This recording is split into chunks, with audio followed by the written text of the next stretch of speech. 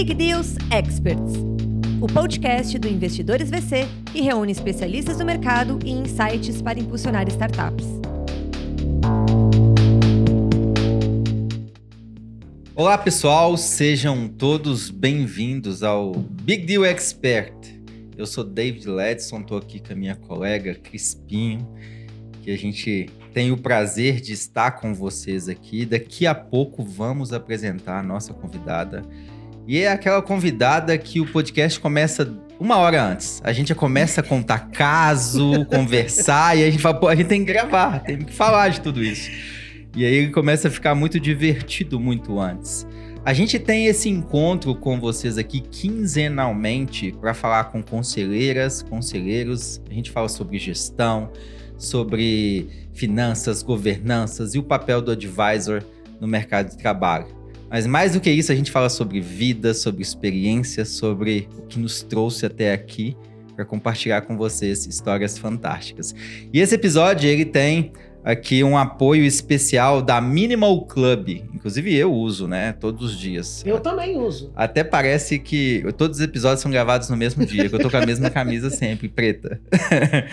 E a Minimal, para você que tá ouvindo aqui esse episódio, assistindo em alguma rede social ou streaming específico, você tem 10% de desconto na Mon, que é a Minimal, a moda feminina, e 15% de desconto na Minimal. Então, você que está aí acompanhando, pega o cupom aí e já aproveita. Eu recomendo. E você, mulher, não precisa mais comprar o PP masculino, tá? Porque agora tem linha feminina. Muito bom. E para seguir com as honras de apresentar a nossa convidada aqui, eu vou passar a bola para a Cris. Cris. Então, pessoal, muito bom dia para vocês. Hoje nós temos aqui a minha amiga Jandaracy Araújo. Ela é minha colega como conselheira também, mas tem uma história muito bacana para mostrar aqui para nós. Vai falar também da sua parcela como fundadora de um movimento muito importante para nós, que é da gente ter mulheres não só por serem mulheres, mas também por serem pretas nos conselhos das nossas empresas no Brasil. Então, Jandaracy, seja muito bem-vinda. Obrigado por ter aceito esse convite. E a gente começa aqui deixando você contar um pouquinho da sua história para nós. Aqui a gente vai, ao longo do nosso bate-papo, vai elaborando aqui, né, outras perguntas. Eu que agradeço o convite. Obrigada por estar aqui com vocês. Eu acho que é sempre legal a gente propagar boas ideias. E, bom, para falar da minha história... Vamos lá. Eu acho que tem para quem está assistindo, para quem está ouvindo talvez não entenda, mas eu vou fazer uma coisa interessante que é a minha audiodescrição para quem não está me assistindo, que é: eu sou uma mulher preta retinta, de cabelos cacheados, né? Estou vestindo uma camisa tom de terra, de linho, estou usando um brinco pequeno verde e um colar indígena feito de sementes. Até o nome, né? Colar indígena é bom começar pelo meu nome, que é um nome de origem indígena. Eu tenho uma família toda que carrega a linhagem indígena também. Eu sou uma mulher preta, me autodeclaro preta. E a trajetória, eu costumo dizer que a minha trajetória é a trajetória do improvável, né? Primeiro porque a gente tem uma epistemologia muito grande, e xenofobia também. Isso é coisa do Brasil, do Nordeste. Eu sou uma mulher baiana, sou baiana. E você não vê tantos nordestinos nessas posições, numa trajetória de carreira. Então, improvável até porque eu vendia salgado, né, gente? Eu era empreendedora raiz. Deixa eu dizer, empreendedora raiz, entendeu? E eu conto a parte do salgado, mas assim, eu já tive oficina mecânica, né? Eu fui uma pessoa que sempre empreendi, eu gosto de empreender, eu acho que empreendedorismo é a ferramenta, sempre foi, principalmente para mulheres pretas no Brasil, não só forma de sustentar a família, mas também de ajudar a formar os seus filhos e gerar renda e trabalho. Então, acho que o empreendedorismo é uma coisa que precisa ser muito valorizada, a gente precisa dar valor a quem empreende nesse país.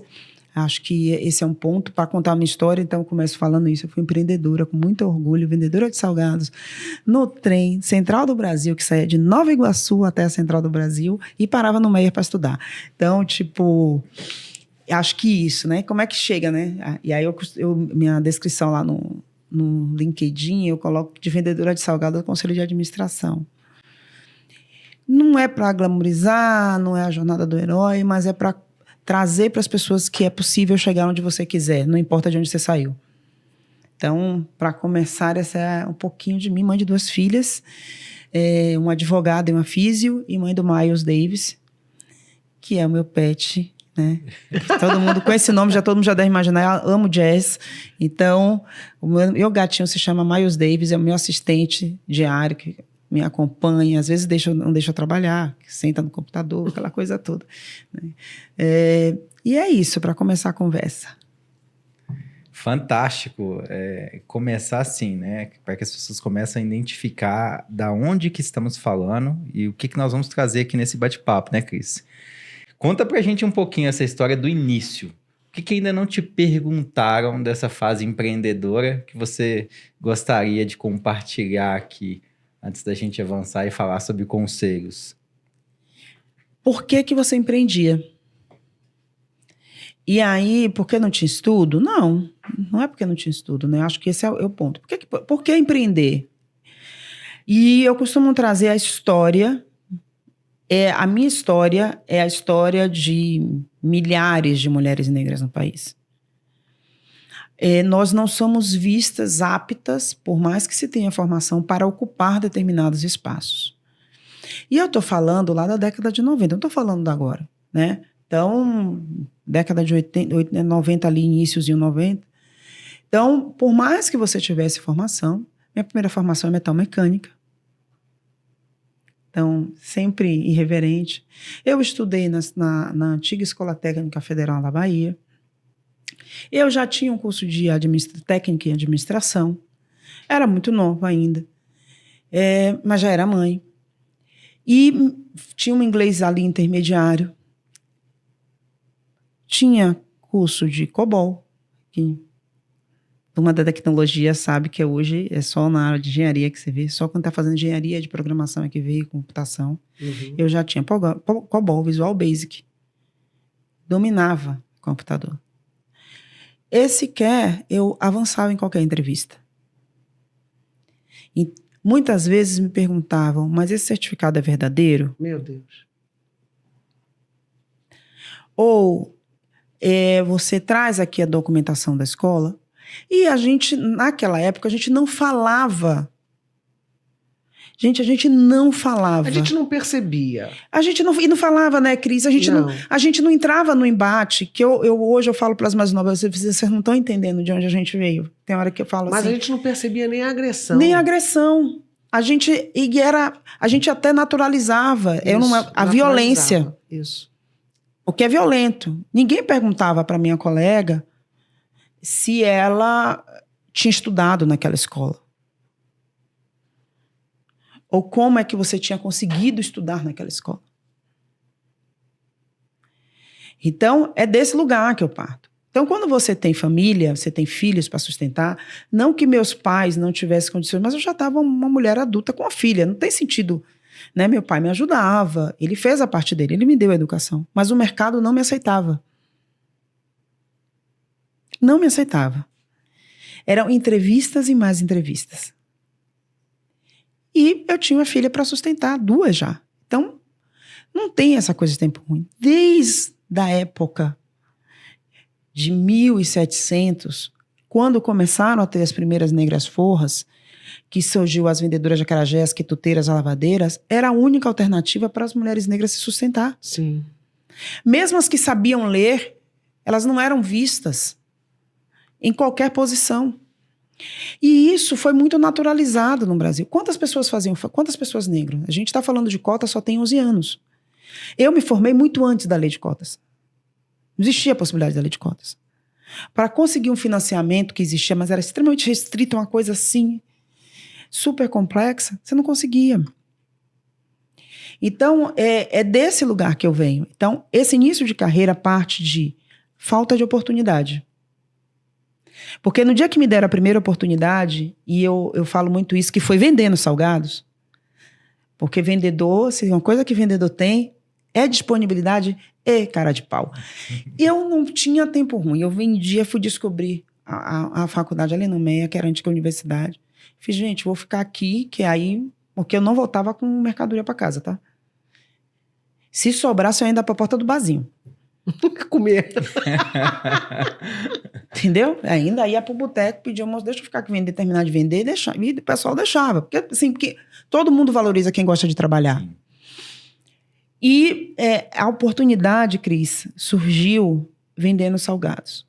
Um dos professores que chegava, executivo, de uma das maiores redes de varejo do país, passava por mim, estou entrando para dar aula, que a gente quer dar aula, hoje eu também sou professora, você sai do escritório, pilhado, já está ali no limite. No limite para entrar para poder dar aula. E ele catava ali um salgado na minha mão e ia lá,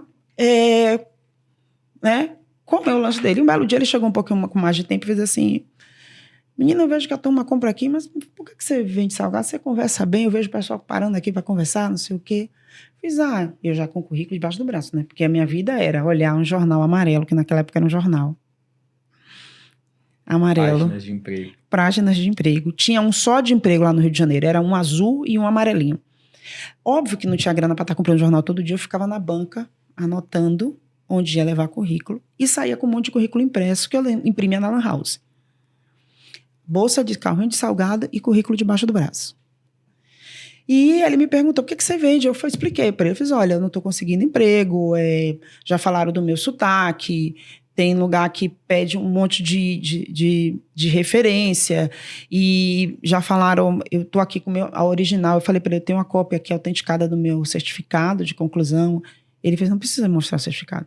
Acho que aquilo ali bateu em algum lugar nele, ele fez assim, então, vamos fazer o seguinte, não estou te prometendo nada, mas vai lá, me dê um cartão. Eu nem olhei o que ele era, gente. Estava tão desesperada. Quando eu vi que era rede de supermercado, eu fiz, poxa, pelo menos eu vou ser caixa. Eu jurava que eu ia trabalhar de caixa de supermercado. Eu fiz assim, supermercado, caixa. Eu gosto de dinheiro. Enfim, e trabalho honesto. Aí eu cheguei, ele fez assim, era para estagiar no marketing. E só há 2 anos atrás eu soube o quanto ele escutou por ter criado essa vaga que eu entrei. Imagina. O quanto ele escutou que ele estava enchendo o quadro. Por que tinha contratado aquela neguinha que não precisava? Só recentemente gravei uma entrevista, ele gravou e ele falou da importância de dar oportunidade. E eu agarrei essa oportunidade como única. E que foi que me trouxe até aqui. Então, o que distancia pessoas como eu é oportunidade. Eu falo isso porque eu vivi isso. Teve uma época que eu tive um processo seletivo aqui em São Paulo. Isso tem uns 12 anos. Minha amiga fez assim, Janda, Gláucia é rara. Me lembrei de saudade da Gláucia. Gláucia fez assim, Janda, tem um processo seletivo, o pessoal me chamou, tá procurando uma pessoa para gestora de categoria na rede XPTO. Eu não vou, e para gestor de categoria, inteligência e tal. Beleza, vamos lá, e price? Vamos lá. Eu já tinha trabalhado, era a minha área. Eu fui para a entrevista, a moça, não, a vaga foi preenchida. Não, já foi e tal. Fiz, que pena, ela, vou falar com você. Falou comigo 10 minutos. A vaga estava preenchida, pegou meu currículo. Não leu, não perguntou mais nada. Olha, eu vou conversar com você em respeito, mas a vaga foi preenchida. Beleza, saiu de lá. 3 horas depois, a minha amiga, já você não foi para a vaga, para a entrevista? Eu fiz, fui. Ela, não, porque a moça está me pedindo indicação porque não conseguiu preencher a vaga. Oxe. Isso é o Brasil. Esses vieses, né? Muito forte, né? Foi de cara. Então, é disso que a gente está falando. Então, aí hoje a gente fala de conselhos, né? E tá nesse lugar. É muito falar de que as pessoas estão prontas para ocupar qualquer posição. Elas estão preparadas. Eu tenho uma geração de mulheres como eu que se formaram muito antes de Lei de Cotas, que tem 15, 30 anos de experiência e que talvez não tenha sido cileves exatamente pelo modelo perverso que a gente vive de machismo e racismo estrutural. Porque andam juntinho ali, para e passo. Então, é muito importante a gente trazer fatos. E eu estou falando da minha história, que a história pode ser... Várias outras passaram por coisas semelhantes. né? Mas a gente precisa falar. Eu costumo dizer, tem assunto que a gente precisa tocar no assunto. Para as pessoas entenderem de que não é uma questão de... Isso é muito importante também, ativismo. Nós estamos falando de fazer o que é certo e tratar outro ser humano como ser humano. Outro profissional como profissional. Né? A gente está falando disso. De uma profissional que tem uma trajetória e que precisa de uma oportunidade, precisa ser respeitada a história dessa pessoa. É disso que a gente está falando. A gente não está falando de ativismo. Do dia eu perguntei, o que é ativismo? Alguém perguntou, mas tem muito ativista. Eu fiz, o que é ativismo? O ativismo é não aceitar mais em silêncio as violências, que naquela época a gente, né? Sim. Desde a TPM ao resto. Né? Se você falasse qualquer movimento que você falasse de não aceitar, tá de TPM, tá de saia, tá dormindo de calça jeans. Você também se sabe, sentia, se sentia fora do grupo caso você não aceitasse determinadas brincadeiras, falas. Entendeu? Falas, a depender do ambiente onde você estivesse. Então, se era um ambiente muito machista, onde tinha muitos homens, você tinha quase que se transformar num deles também e mostrar que não, eu aguento essa brincadeira, não, eu aguento essa... Era a época que a gente quase não usava saia. Exatamente. Mas nem vestido, né? A gente quase evitava, tava sempre quase de calça e terno, assim. Era exatamente. Uma coisa... Isso é violência. É você até o jeito de vestir. Não usar roupa colorida demais. São violências contra o ser que é bizarro. E a gente naturalizava. Era normalizado, né? As pessoas não tinham nem consciência direito. E como que você tem percebido essa evolução hoje? Esse espaço para poder educar, orientar e as pessoas começarem a compreender o certo e o errado. Porque na premissa de tudo tem o respeito antes de tudo. As pessoas não tinham nem consciência. Alguns até tinham e faziam. Mas a grande massa ali, os jovens, eles vinham adquirindo aquele comportamento como normal, como é o bullying hoje, né? Eu brinco que na minha época tinha bullying, a gente não tinha nem consciência que era bullying. Isso era bullying. A gente... Mas, David, o que o Brasil tem é um preconceito estrutural, como foi falado aqui, e isso é muito forte e é muito difícil, só com muita evolução mesmo, muita discussão. Por exemplo, eu aprendi na escola, eu tenho certeza que vocês devem ter aprendido também, que índio era indigente, era indolente. Lembra disso? Uhum. Não gostava de trabalhar, preguiçoso. Absurdo. Estava escrito nos livros. Estava escrito nos livros. Estava escrito. Estava escrito.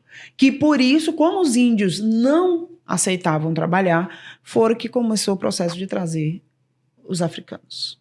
Ou seja, sequestrados. culpou os índios pelo fato de ter sido um país escravocrata durante tantos anos. Exatamente. Então, assim, é uma distorção da narrativa e da falta de respeito àquela nação, né? Aquele povo. Por que aquele povo que não trabalhava como os brancos queriam que trabalhasse, mas trabalhavam sim nas suas aldeias, era trazido na marra para ser reeducado, tirada tirada totalmente a sua identidade e forçado a trabalhar uma coisa que não era ele. Ou ele era nômade, ou ele trabalhava na aldeia de um jeito diferente, então ele não aceitava, né, porque tinha a sua identidade também a ser preservada, então apanhava e, por último, não conseguiram dobrar os índios, acabaram trazendo os escravos. E exterminando, né? Claro, não exterminaram. Como continua, né? Infelizmente. Hoje, né? Então, eu acho que tem esse olhar.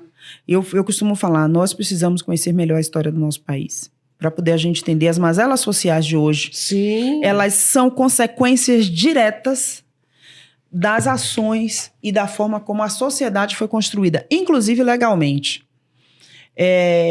O hoje ministro professor Silvio de Almeida, ele traz muito claro no livro dele, Racismo Estrutural, e em outros livros, né? Tem um livro que eu recomendo muito, A História das Mulheres Negras no Brasil. Nós tínhamos legislações que impediam o avanço de determinada figura, como essa que está aqui hoje falando com vocês. A começar pela proibição de frequentar a escola, depois a lei de terras, que para nós não era permitido uso capião, mas para quando começaram a trazer os europeus era permitido. Após 2 anos de trabalho na terra, poderia ter posse de terra, para os negros não. Aí a gente vem com a série de violências, tá? E eu tô falando a lei de terras, ó. Aí a gente vem com o sexagenário, com o ventre livre, que foi uma bizarrice. Como se algum bebê, nós somos os únicos entes da natureza que dependem 100% de um ou outro ser adulto para viver.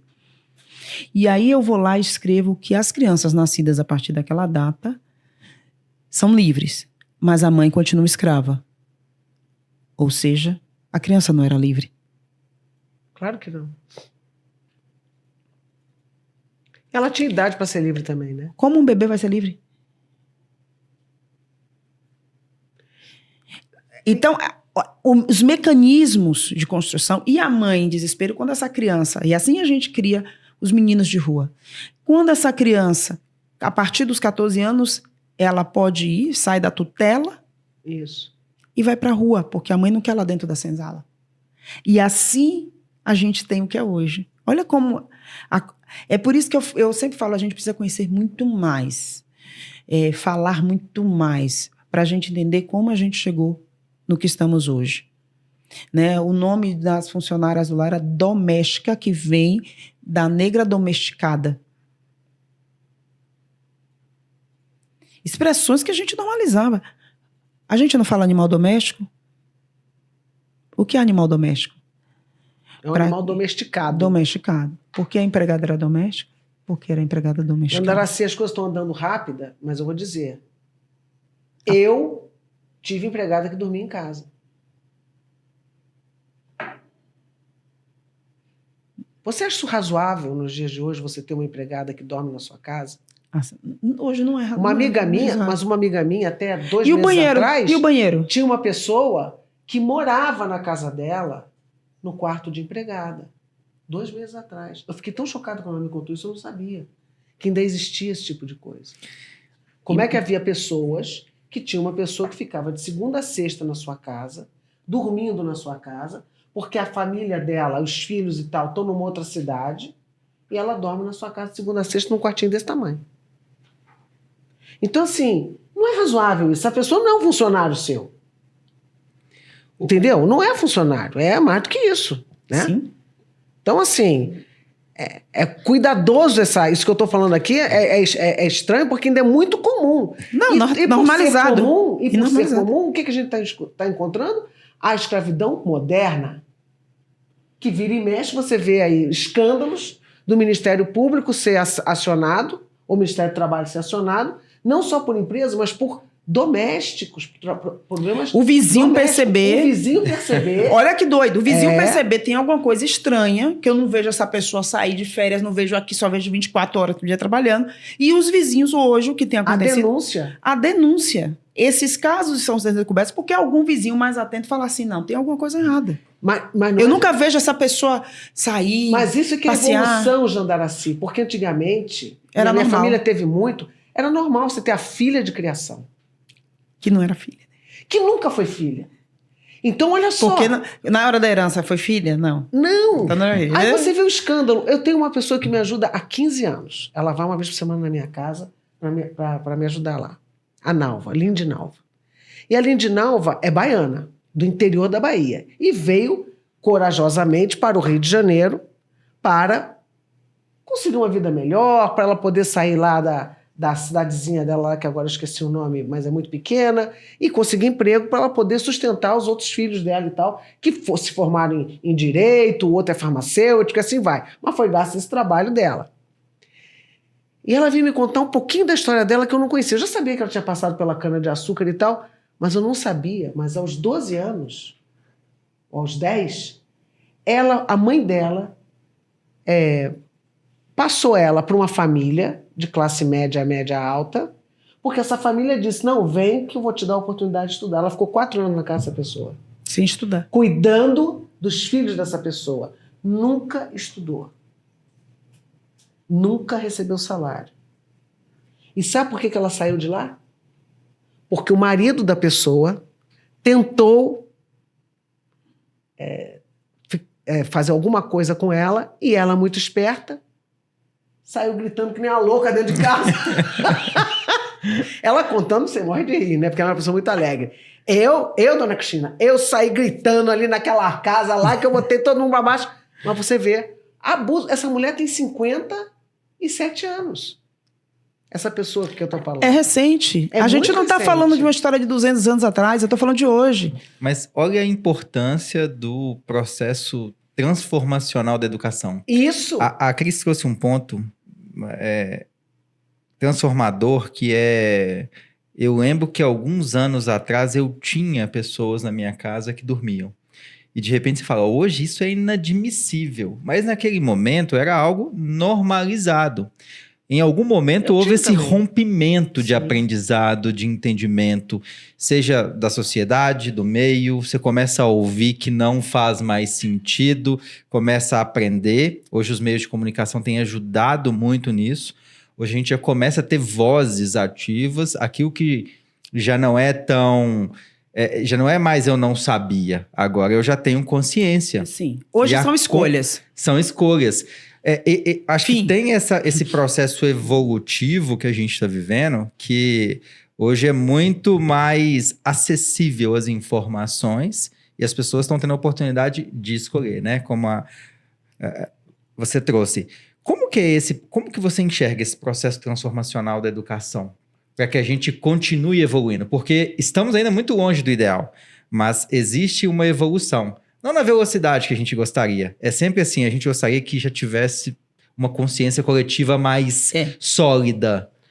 E abordando isso, Jandarés, eu quero que você junte com a educação que a gente tem, esse ambiente que a gente tem trabalhado para que a gente tenha essas mulheres conselheiras juntas e elas se percebam como competentes para esse ambiente. Bom, vamos lá. Tem duas coisas que são importantes.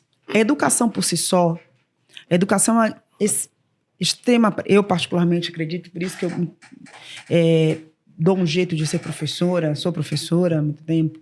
Eu entendo que a educação é uma das maiores ferramentas de transformação, tá? Mas eu também tenho que entender que eu tenho uma questão da forma como a nossa comuna foi construída, a nossa sociedade, que está no inconsciente coletivo geral.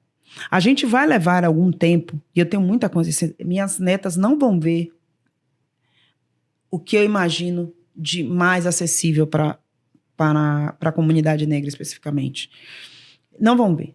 Você diz que elas não vão conseguir vivenciar uma sociedade mais equânime. O que a gente imagina, não. O que a gente imagina, não. O que a gente anseia. E a educação é uma ferramenta. Hoje a gente tem tanto acesso. A gente coloca na questão da educação, mas a gente precisa colocar também na questão comportamental e de como a nossa sociedade se estrutura. Porque por mais que a informação chegue, por mais que a gente tenha dados e fatos, tanto dessa questão de construção de desigualdade, quanto na questão da construção de uma economia, que toda hora alguém fala de economia sustentável, e a gente não está falando da interseccionalidade, da sustentabilidade, que vai desde o ambiental ao social, né? E nos modelos de decisão, porque você tem que ter a mentalidade, e aí a gente fala de mindset, de metanoia, que nome lindo a gente queira dar, de quem faz o processo decisório. Por isso a importância de ter pessoas que são consideradas fora do padrão dentro da agenda de decisão. E aí a história de trazer mulheres negras que historicamente estão na base da sociedade. Total base. Né? E ainda com outro impacto, que é, eu costumo dizer, não só a base, mas impossibilitadas de fazer uma agenda de transformação. Porque eu tenho... Te explicar aqui como o sistema, eu costumo dizer, o sistema foi construído, o mecanismo é muito inteligente. Para romper, você precisa estar em posições estratégicas.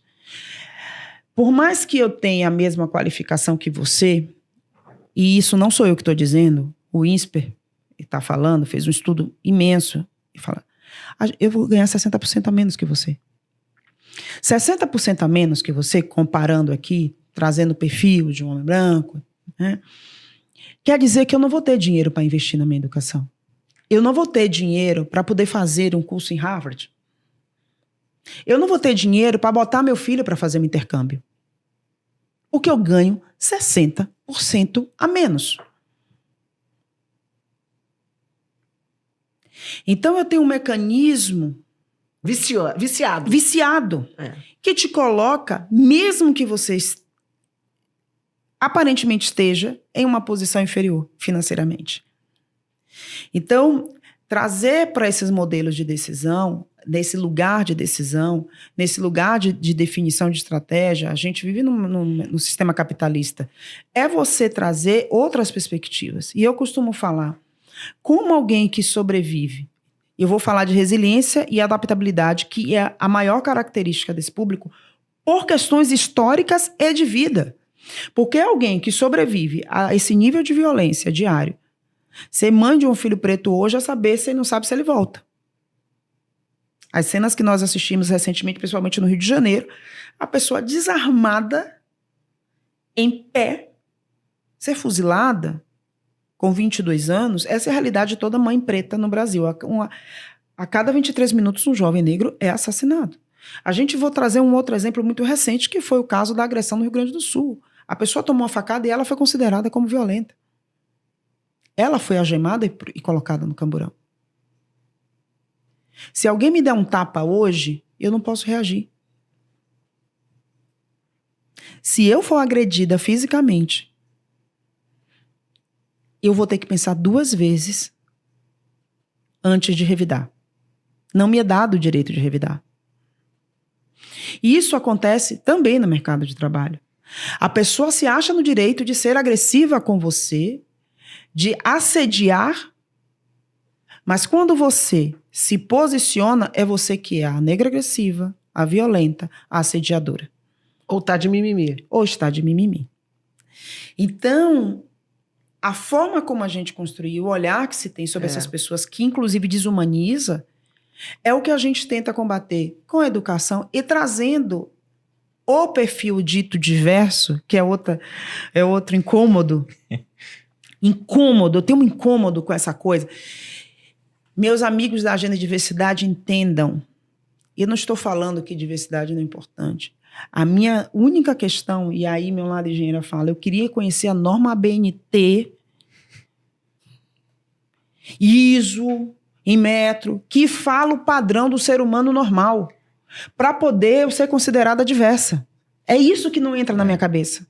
Mas virou uma pauta, essa pauta diversidade, ela teve o seu ápice em alguns anos atrás, ela, por não ter sido bem aplicada ou levada a sério da forma que deveria, como que nós estamos conversando aqui, em muitas organizações ela perdeu a credibilidade, ou não teve o espaço adequado, ou foi um espaço meio propaganda, vamos fazer para outros verem que a gente está fazendo e assim trazer mais pessoas.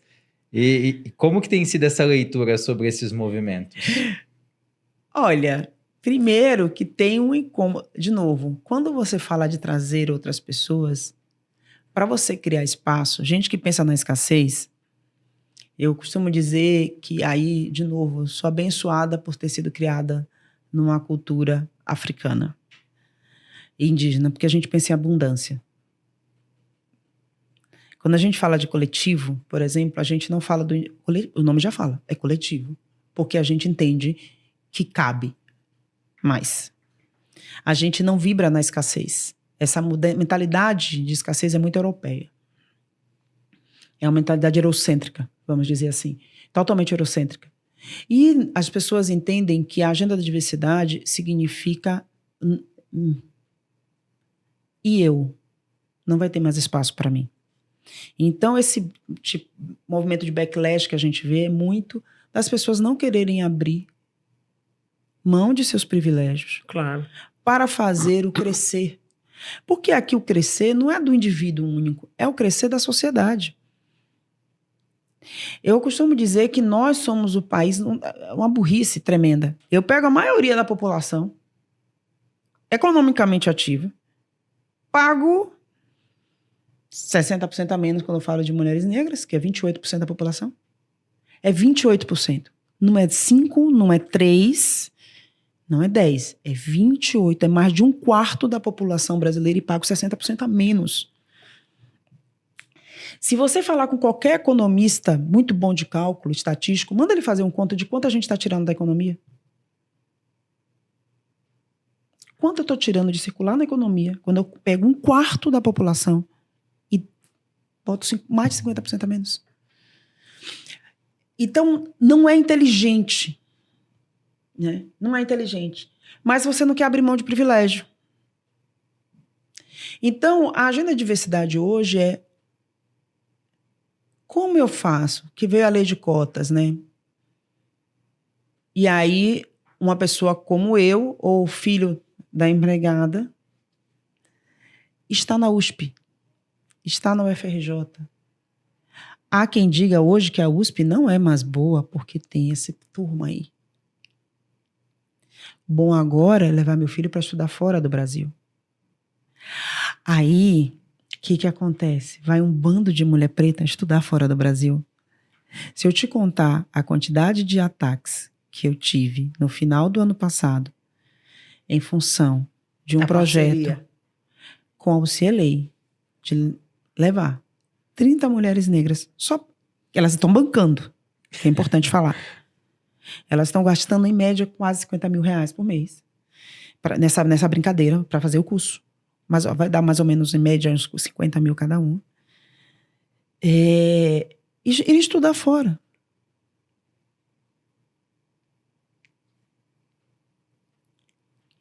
Eu ouvi, Cris, mas qual é a necessidade de vocês irem estudar fora? Por que vocês querem estudar fora? Então, é disso que a gente está falando. Então, é muito da...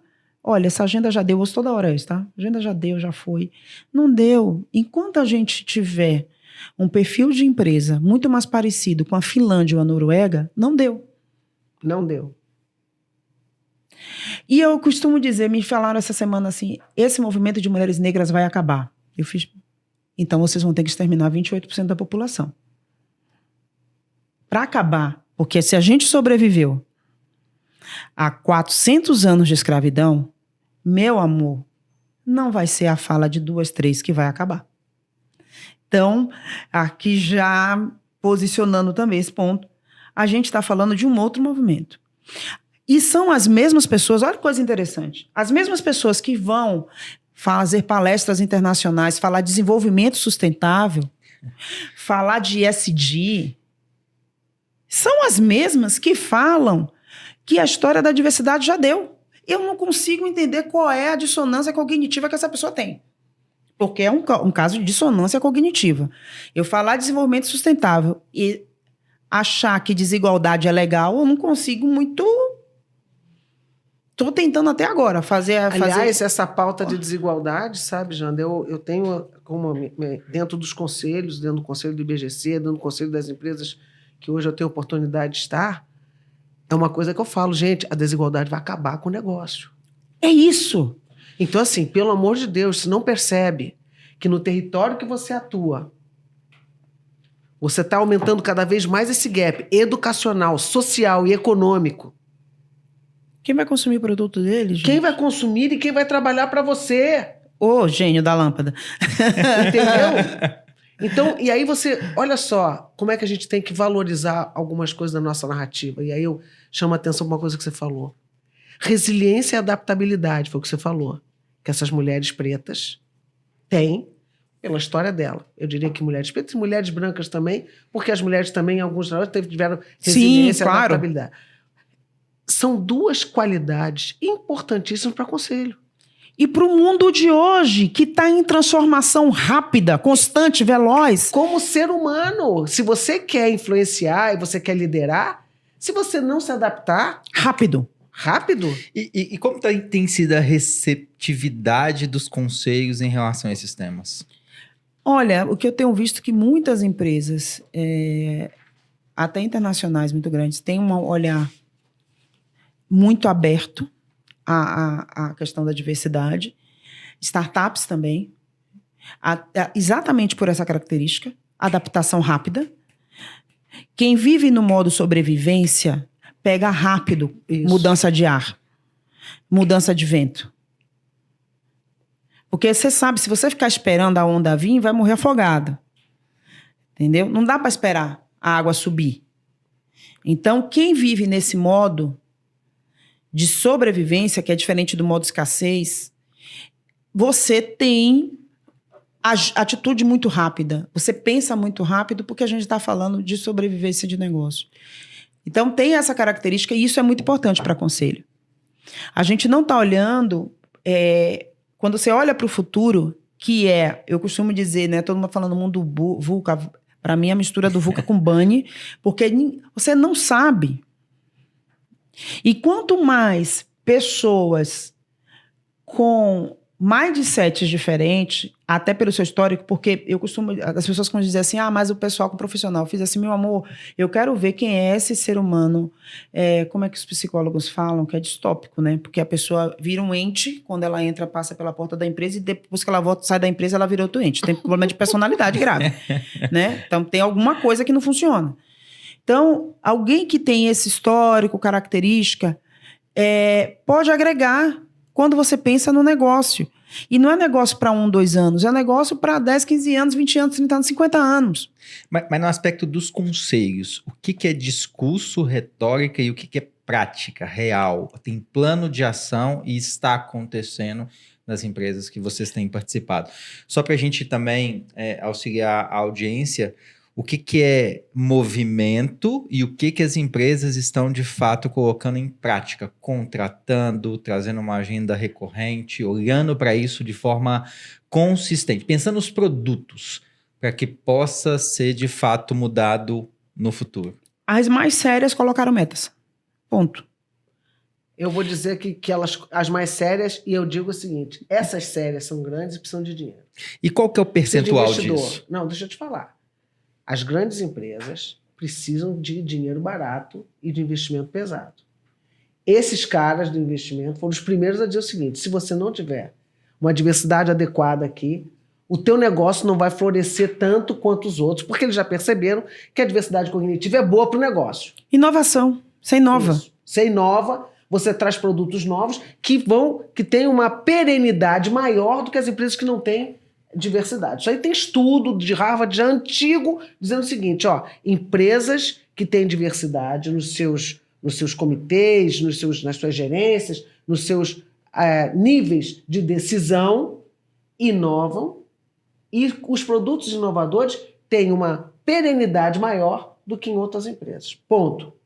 Então, esses investidores perceberam o seguinte, cara, esses trabalhos são sérios, e é o seguinte, eu vou botar meu dinheiro, se eu tiver que escolher entre a empresa A e a empresa B, eu vou escolher a empresa B, que tem ali uma diversidade, meu dinheiro com certeza vai render melhor ali. Então, esse é um fato. Então, essas empresas que precisam de intensidade de capital e de capital externo, principalmente, elas começaram a dizer assim, opa, peraí, eu vou ter que me mexer aqui. Então, não se mexeram pelo motivo nobre de você combater também a desigualdade. Não. Sim. É business. Não no foi final assim. do dia é business. Business. Mas em porque números, eles não entenderam... eles têm... sou conselheira de 10 empresas. 5 eu tenho percebido que tem colocado metas, ações práticas, tem contratado, sabe? Quantas, assim, de fato a gente tem? Eu sou conselheira de 3 empresas não voluntárias, não remuneradas, né? As 3 têm meta.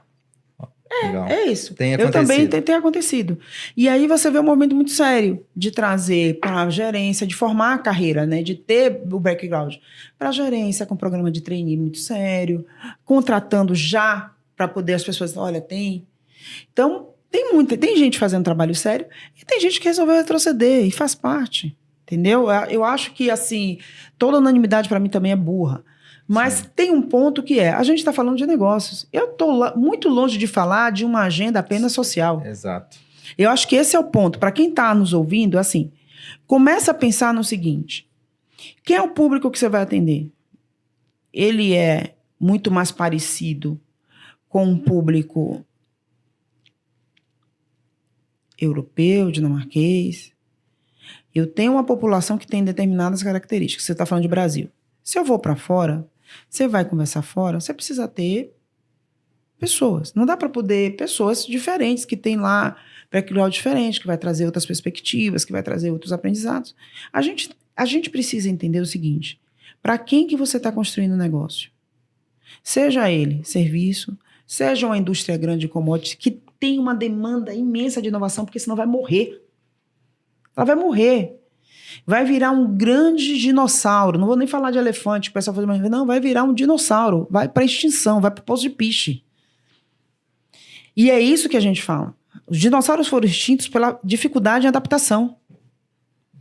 A mesma coisa eu comparo empresas que não entenderam que não é sobre o ou eu faço isso, ou eu tenho lucro, ou eu vendo, ou eu trago pessoas boas. Que a gente não está falando também, e eu costumo falar isso é muito importante a gente pontuar, ninguém está falando, eu acabei de falar, e vou repetir ad eterno, ninguém está falando que eu preciso não trazer pessoas qualificadas e formadas para as posições.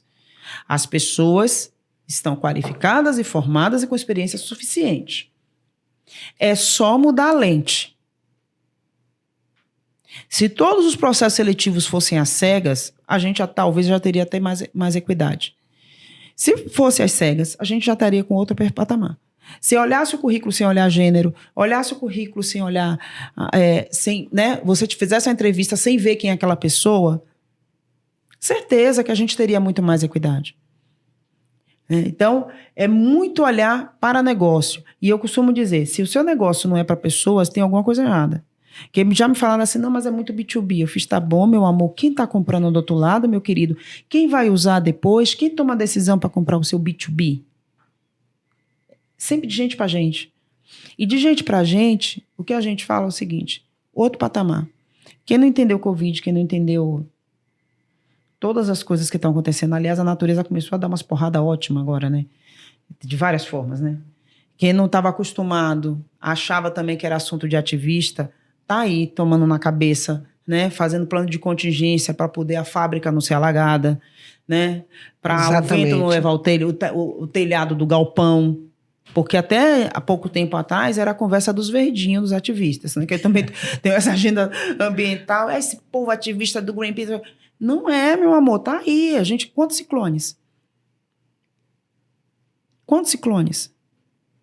Não, os eventos climáticos... Que a gente nunca teve, as né? empresas que estão relativizando os eventos climáticos, né? E há lideranças ainda que relativizam, que acreditam que eles não vieram para ficar, nem para ter na sua... A gente fala assim, mas isso já acontecia há muito tempo. Claro que sim. Só que agora você tem que ver que é mais intenso e mais frequente. Então, se você não percebe que vai ser mais intenso, que já está sendo mais intenso e mais frequente, você não se prepara e não faz o seu contingenciamento porque você está com aquela ideia... Não, mas espera aí, meu pai passou por isso há 30 anos atrás. Claro que passou inundação no Rio de Janeiro. Tinha desde sempre. Né? Agora, sinceramente... Quantas vezes isso tem acontecido agora em lugares que não aconteciam também? Então, isso e a força que tem vindo, né? Exatamente. A força. A intensidade. A intensidade. O mar já subiu, né? Quem trabalha em plataforma, navio, o pessoal fala, assim, hoje, quando era tempestade, era 10 metros. Agora está comum. Qualquer ventinho é 10 metros. Então, é disso. A gente tem cidades já assumindo no Brasil, já sendo engolida, né? Eu estou falando de Brasil. Fora do Brasil já deu ruim em muitos lugares. Então, a gente precisa falar, e aí, voltando a essa agenda de que a gente precisa ter esse olhar de caleidoscópio, tá trocando a lente, é muito importante. Pessoas que são muito parecidas, elas tendem a ter vieses muito parecidos sobre solução de problemas. Até se a gente estudar, trazer pela perspectiva da neurociência, a gente vai entender que aquele padrão, todo mundo estudou na mesma faculdade, frequenta o mesmo... Gente, você vai ter ali um padrão, efeito manada. Isso a neurociência... Não gostou do que a gente é ativista? Ótimo. Vai estudar um pouco de neurociência, de entender de comportamento. Isso é importante, porque isso, né, ajuda na construção de narrativa para você entender que geralmente a tendência é seguir um único caminho quando você tem uma série de possibilidades. E acho que essa é a grande riqueza de você ter pessoas com mentes disruptivas, diversas, com backgrounds diferentes. É isso que faz a gente ser o que é. E eu costumo dizer, trazendo ainda a natureza, ela é tão perfeita que ninguém é igual exatamente 100% a ninguém, a não ser que seja um clone. Porque até as nossas digitais são diferentes. Então, já começa por aí, né? Inteligência artificial, tudo isso, que é uma agenda que a gente precisa falar, né? Como a inteligência, toda essa tecnologia impacta também nessa agenda. Então, acho que tem tem muitas perspectivas, muitos lugares que a gente pode trazer a importância de ter muita gente ajudando a construir. E a costuma não é o, gente. E olhando para essa perspectiva, para esse ângulo, com essa lente de tecnologia e inovação, como que tem percebido os próximos 10 anos, 15 anos? Estar participando, como vocês estão participando dessa transformação, o quanto que a tecnologia ajuda? Ajuda muito. E aí, outra coisa que é importante que eu costumo dizer, tem uma outra tecnologia que a gente fala muito pouco, que é a tecnologia dos saberes. Porque a tecnologia do bit, ela é rapidamente copiável. Do bits e do bytes. A tecnologia do bit e do byte, ela é copiada em 24 horas alguém está desenvolvendo algo similar ao que você está fazendo. A tecnologia dos saberes, não. E essa construção, modelo de mentalidade em rede, que gente diferente consegue construir, que é mais difícil de copiar. E aí, quando você bota a tecnologia dos saberes com a tecnologia do bit e do byte, você ganha uma grande vantagem competitiva. Então, acho que tem aqui a tecnologia, essa mescla. Será que seria mais ou menos o que algumas edutechs têm feito com grande sucesso? É isso, né? É isso. Isso você conhece bem. Esse mesclar, né? Isso. De trazer contextos diferentes e aplicar... Porque tecnologia é meio. Ela meio, não é fim. Não é fim, exatamente. E enquanto meio, você conectar os pontos e... Conectar, é isso. Rede. Por isso que eu falei. Exatamente. Mentalidade de rede. As nossas escolas, elas falham ainda muito na formação básica dos nossos estudantes, porque elas não auxiliam a pensar e a conectar. Então, pode ser que agora, que a gente, com a tecnologia e essa abundância de informação, quem sabe a gente também não evolui, né, para uma educação mais analítica dos nossos estudantes. E outra coisa, né? Trazendo de novo para esse contexto. Mais a gente reflexiva. vem de uma formação celular. Eu parto de um ponto e expando. E o que é engraçado? O segredo está em rede. Uhum. Quando você pensa em modelo de rede, você amplia. E muito mais rápido. Muito mais rápido. Por isso que eu falo que nada não é o E. Porque no nuclear, você faz escolha todo o tempo todo. É o OU. É o modelo do OU. Quando eu faço para a rede, é E. Eu vou somando pontos. Somando, formando a grande teia. Então, acho que são mudanças de mindset. E aí a tecnologia como meio, como você bem colocou, ela é uma ferramenta. E o que vai fazer essa ferramenta expansiva ou não, e é isso o que é legal de quem trabalha com inteligência artificial, é você trazer rede. Se você traz rede, ela fica exponencial e ela aprende mais rápido. Se você faz mononuclear... Tem um economista, Friedrich Hayek, que ele fala sobre o conhecimento, ele está disperso na sociedade, ele não está concentrado. Então, você não tem uma verdade. Exatamente. E você explorar esses diferentes pontos de vista faz com que a soma não seja ali 1 mais 1, 2. 1 mais 1 pode dar 380. Hoje, e você catapulta, por isso que eu né? tô falando, você sai do binário. Você sai do binário. Do bit e do byte. Se torna exponencial e transformacional. E estar aberto a esse entendimento de... Será que, dentro dessa perspectiva, qual o meu viés e qual a probabilidade de eu estar errado? Quantas vezes a gente faz essa reflexão? Independente do meu ângulo, do meu ponto de vista, quais as probabilidades de eu estar errado? E tem um livro de um médico chamado Factfulness. Não sei se vocês já tiveram a oportunidade de ficar a dica. Não. E ele é um médico que ele é bem interessante, que ele começa o livro fazendo um teste que um chimpanzé tira uma nota melhor do que a maioria das pessoas. porque nós somos enviesados com números, dados, situações globais de calamidade pública. Nós temos um monte de vícios e ideias que a gente vai respondendo e de repente a gente erra tudo, porque fomos educados inconscientemente que aquilo era uma verdade. E na verdade não era. E aí a gente vai ver os dados, a história, e mostra que de fato nós somos educados com padrões que nos colocaram em caixas e fizeram que nós pensássemos daquela forma. Esse livro, anualmente eu volto nele para folhear, porque ele traz dados e fatos de vários momentos históricos de leitura sobre saúde, sobre catástrofes globais, questões relacionadas à humanidade, à riqueza, à classe, e é muito interessante para a gente poder refletir sobre esses temas, que é muito dentro do que a gente está falando aqui. Sim. Que é como a gente muda a lente, e a gente pode estar com a lente embaçada há muitos anos, e viciada de um ângulo que pode nos prejudicar, né? Agora, voltando para aquele do conhecimento, eu queria muito que você abordasse aqui na nossa conversa o trabalho que você tem feito na Conselheira 101. Porque, de alguma forma, a gente tem conseguido aplicar essa expansão desse conhecimento para esse grupo. Então, fala o que é o Conselheiro 101 e aí tenta abordar se nós estamos conseguindo realmente trazer essas reflexões ou essa rede para dentro do Conselheiro 101.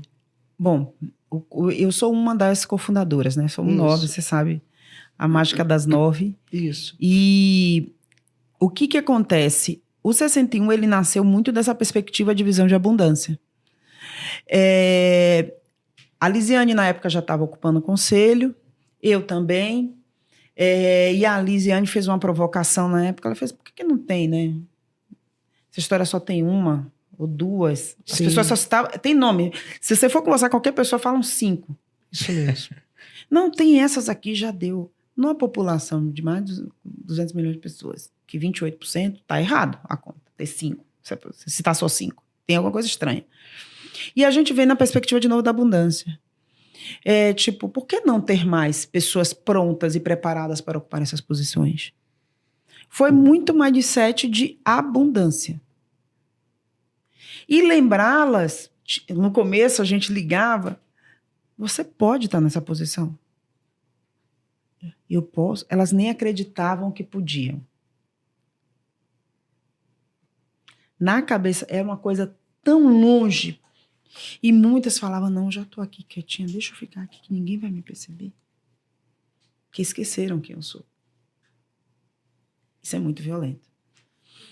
Então, além de tudo, da gente estar ajudando nesse processo de construção, dessa identificação de possibilidade, de ajudar a sonhar que elas podem estar nessas posições, a gente tem essa parceria com o IBGC, a gente tem parceria com o WCD, com a KPMG, e a ideia é que elas ampliem esse olhar e ampliem o networking para estar nessas posições, além de formação técnica, obviamente.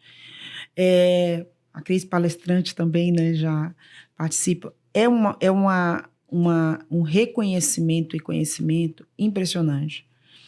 Nos últimos processos seletivos, a gente vem fazendo, já é a quarta, fizemos 4 turmas, vamos partindo para a 5ª, tinha mulheres que nunca tinham visto outras mulheres pretas naquela mesma posição.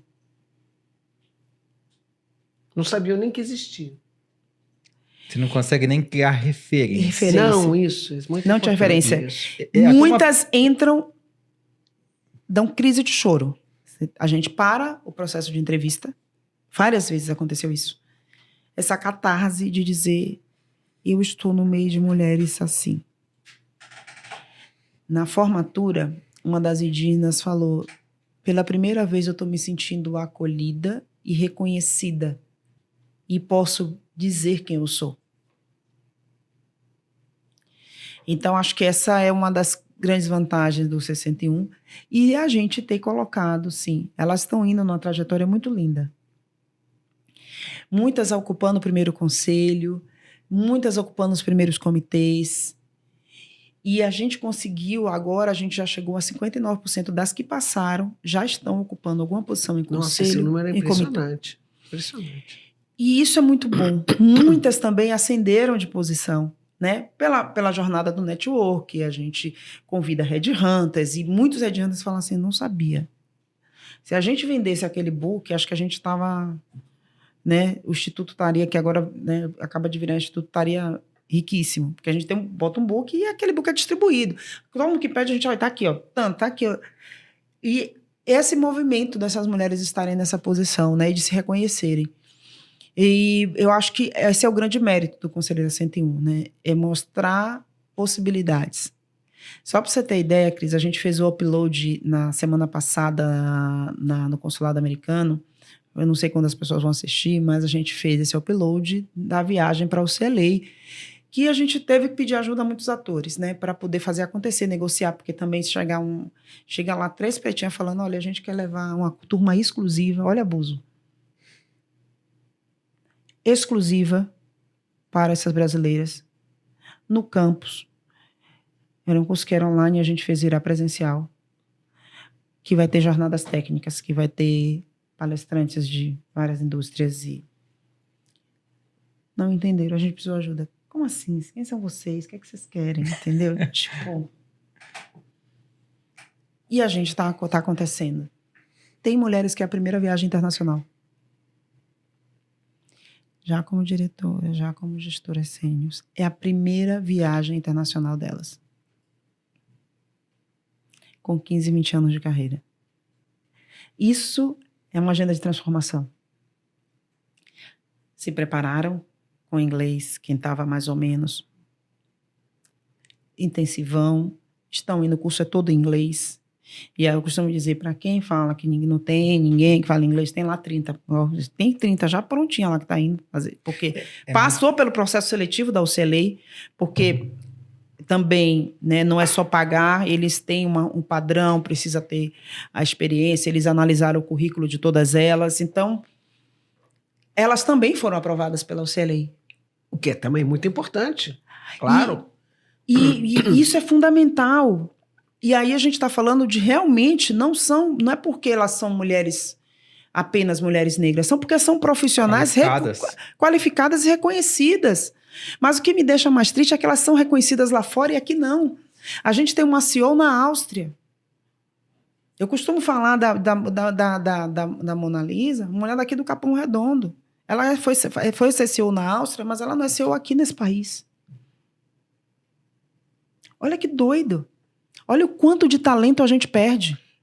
É doido, mas a gente entende, né? Não, a história assim, da Áustria é completamente diferente da nossa. Então, assim, claro que a gente não tem os preconceitos que a gente tem aqui. Sim, mas eu falo que, assim, o quanto de talento... Pega esse exemplo... Não, se perde pro negócio? Olha o quanto de talento o negócio perde. Claro. Por um viés. A pessoa consegue ter posições fora do Brasil, tá, ou em multinacionais, e aí acaba indo fazer uma trajetória internacional, mas aqui elas não são reconhecidas, sequer dada oportunidade. Então, é disso que a gente fala quando a gente traz essa agenda. E o Conselheiro 101 tem tentado ajudado a dar visibilidade a essas mulheres. Mas eu achei assim, genial vocês terem levado essa agenda internacional para dentro do Conselheiro 101, entendeu? Porque no Brasil tá bom, a gente já está aqui. Temos já a nossa turma aqui, papapá, tá vendo? Mas por que não mais? Então, um coletivo que começou a dizer assim, não, a gente quer mais. E a gente vai querer mais e mais e mais. É um impacto, né? Qual o propósito? Qual o impacto do propósito? E esse sonho grande, ele não tem limite. Não é uma coisa que começou... A Cris estava me contando antes de você chegar, que você no início puxava, né? As pessoas, uma, foi o que ela falou, tinha que ligar. Tinha que ligar, tinha que ir atrás, tinha que dizer, olha, gerar o movimento. Hoje, quando você estava falando, eu estava pensando, hoje no Brasil, estatisticamente, são mais ou menos 6% da população que fala inglês. A gente tem um grupo de mulheres negras em conselho que todas falam inglês. E aqui, você entendeu? O impacto é muito alto. Então, eu pensando em números... Na hora que você estava falando, é tão inimaginável o impacto que precisa ser mais divulgado. É possível. A palavra que eu categorizo aqui para essa iniciativa é possível. Isso. E se mais iniciativas como essas começarem a acontecer na escola de base, no ensino médio, na graduação, e em níveis de analista, coordenação, gerência, diretoria, a gente começa a ter essa representatividade em todas as instâncias. Mas tem que ter o exemplo do ser ativo. Então, Decisor. quando a gente diz o seguinte, nós somos, sim, ativos, ativistas ativos. Ativistas A ativos. gente traz para ação. Não adianta ficar só, Não é só no No discurso. discurso. Então tem que ter ação. E assim, o que é importante? Eu costumo dizer que tem uma turma que está chegando agora. Eu acho que essa semana eu fui jantar com uma amiga. Ela falou, Janda, minha irmã é sua fã. Eu fiz, como assim? Ela pediu para poder tirar uma foto, mandar você fazer. Eu fiz assim, gente, Referência. É referência. É isso. Assim, a gente precisa, né? Eu costumo dizer, daqui a pouco eu tô veinha, quer estar em Salvador tomando aguinha de coco, sentada na praia. Não esquece. Eu tava contando sobre meu avô, 94 anos. Ele Não fica para. me pedindo emprego todo dia. Ele tá aposentado Jura? há 50, né? Ele fica, você não vai me dar um trabalho? Você não vai me dar um... Que gracinha. Graça. Mas é isso. Mas a gente precisa que as mais novas acreditem, não desistam no meio do caminho e acreditem que é possível. A gente está falando de possibilitar sonhos, que as pessoas não parem de sonhar. Não parar de sonhar é gerar esperança. É isso que move o mundo, é sonho. Mas elas só conseguirão se elas olharem e verem as referências. Ela olha pra Isso. você e enxerga uma referência. É possível. Para mim, para real. Lisiane, por exemplo, que hoje, ela com 33 anos, é uma secretária de Estado no Rio Grande do Sul. Gente, isso é de uma representatividade Ela é incrível. secretária De do Estado. governo. Não é uma simplesmente secretária, óbvio, não desqualificando, por favor, minha gente, de direitos humanos, ela é secretária de digitalização e tecnologia dentro do governo do Rio Grande do Sul. É uma outra agenda. E isso... Não a escolheram para ser a secretária da diversidade, que também teriam... Seu mérito. Importante, sem mérito. Sim. Porque a secretária hoje da Prefeitura do Rio de Janeiro, uma mulher, a Joyce, Maravilhoso, extraordinária. isso. A menina Mas- deve ter uns 30 anos só, aquela lá. Olha que Ainda mais nova interessante. que a Lisiane. Esse É ponto... disso que a gente está falando. Exato. Olha, Construindo políticas públicas, Isso. sabe? É isso. contribuindo tecnicamente e Sim. conceitualmente para as pautas. E eles olham para ela e falam, você tem as competências necessárias Exatamente. para sentar nessa cadeira. E não simplesmente vem aqui porque você tem que sentar nessa cadeira. Não. Só como se fosse um tokenismo, É entendeu? isso. Como se fosse assim, ó, essa aqui, olha, viu? Eu coloquei aqui, ó, uma É. liderança indígena para ser não sei o quê. Coloquei Exatamente. aqui uma mulher negra para ser... Não, não é isso. Fantástico. Assim, Jandaraci, que aula, que troca maravilhosa. Infelizmente aqui o nosso tempo tá gritando ali. A gente precisa caminhar para os finalmente. O que você tem hoje feito, e faz aqui o seu pitch, faz aqui um pouquinho da sua história para continuar trabalhando por essas iniciativas, por essa pauta, por essa transformação? E aonde que as pessoas te encontram? Gente, com esse nome, eu não posso fazer nada de errado. Né? Que é um diferente. Todas as Jandaracis que existem são mais novas que eu, né? São poucas, acho que tem umas 5. Fui procurar lá, achei umas 5. Eu hoje estou em conselhos de administração, especificamente na área de climate change e de inteligência artificial, e na área de cultura, que é uma paixão também. A gente vai se realizando aos poucos. Sou professora, hoje eu dou aula no INSPER, então são essas agendas. Hoje eu estou muito focada nessa agenda. Eu dei uma parada no ano passado para cuidar de mim, que é super importante. Uma das liberdades que a vida me deu foi parar um ano para cuidar de mim, mas nessa agenda de conselhos aí. E é como eu falei, eu sou a pessoa mais fácil de achar, @Jandaraci, meu Instagram, meu LinkedIn, basta procurar Jandaraci Araújo, estou lá. Então eu sou muito mais fácil de achar e eu faço mentorias, eu sempre estou fazendo mentorias, esses grupos de mentorias, eu estou sempre participando, que eu acho que é importante, né? Eu acho que isso é que leva a gente para frente. Eu costumo falar que o meu maior legado, eu, Janda, como indivíduo, é ter contribuído pelo menos para uma pessoa. Se eu ajudar uma, eu acho que já tô feliz, assim. Eu fico feliz.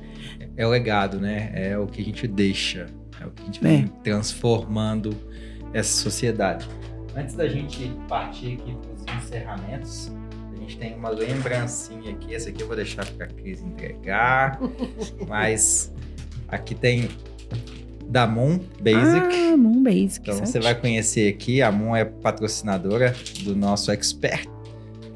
Ah, é do Basic. Uma camiseta gente. linda, essas camisetas são ótimas. Jana, daqui um cartãozinho muito carinhoso para você. E olha aqui, ó, que legal.